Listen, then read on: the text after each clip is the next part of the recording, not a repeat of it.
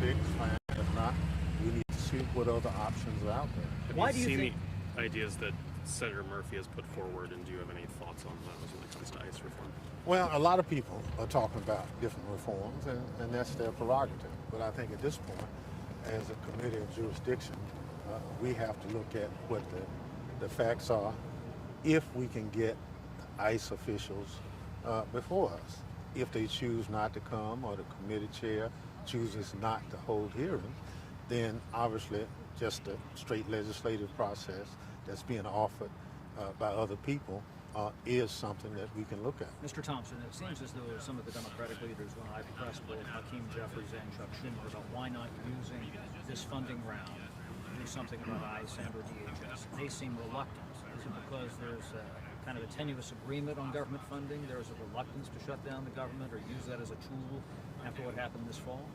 That's above my pay grade. What do you think? What do you think? I mean, you're the ranker on that committee. No, and that's something but that hadn't come up. I appreciate the question, but that's a decision that the leadership.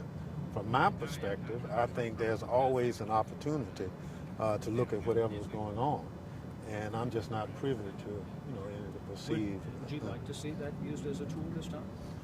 Well, I want to stay in my lane as a ranker on the committee and look at the authorizing opportunities that we might have. But I want to do that in the spirit of looking at oversight.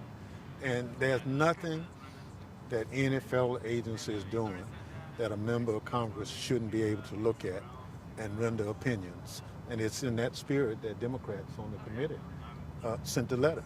What would you want to tell your Republican colleagues who are saying that if these people would just follow the law and not break it, then they wouldn't put themselves into this situation?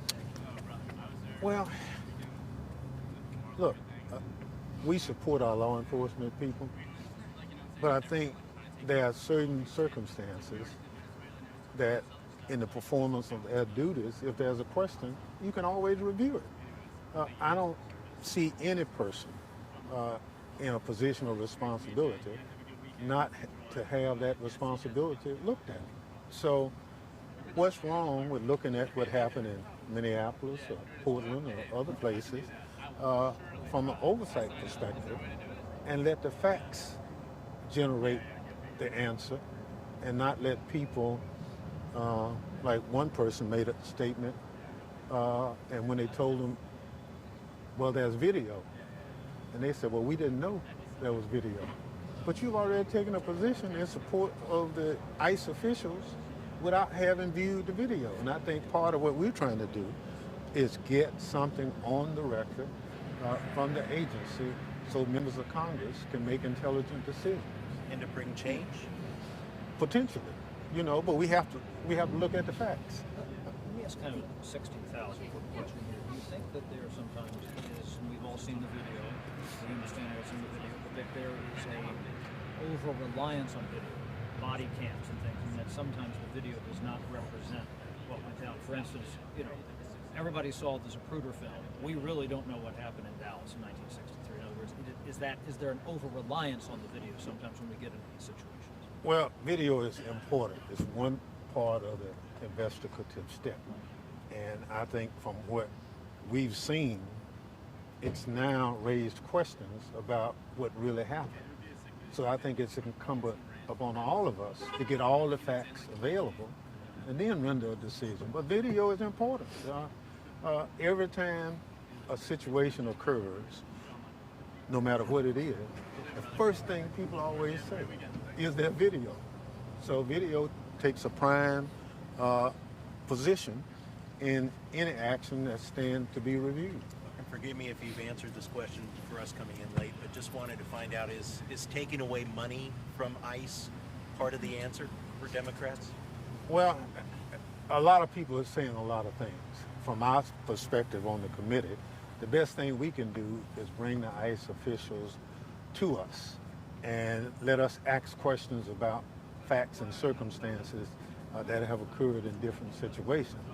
And we've not been able to get them before the committee. So Democrats on the House Homeland Security Committee, we've written Chairman Garbarino saying we'd like to have an oversight hearing on what's happening with ICE. That's a reasonable request. Until the Trump administration came into office, that was a matter that was considered routine. Now it's virtually non-existent. What makes you think, though, you can get sufficient answers? I mean, she left a hearing just a few weeks ago. You had problems with Chad Wolf and other people. I mean, what makes you think, when you say this is your committee, this is your lane oversight, you haven't had that success with this administration or when they were in office last time?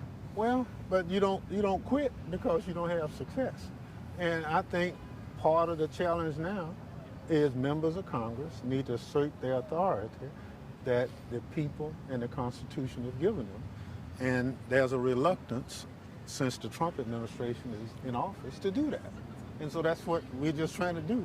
This is not an unusual circumstance. And oversight is paramount for committees of jurisdiction. And your thoughts of Pam Bondi and others already, Noam basically saying that he's innocent and it was a justified shooting.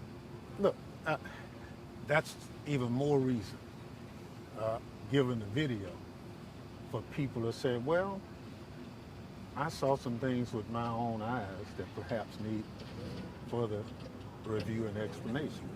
And that's why we asked for the oversight hearing. Thank you very much. Thank you very much. Thank you.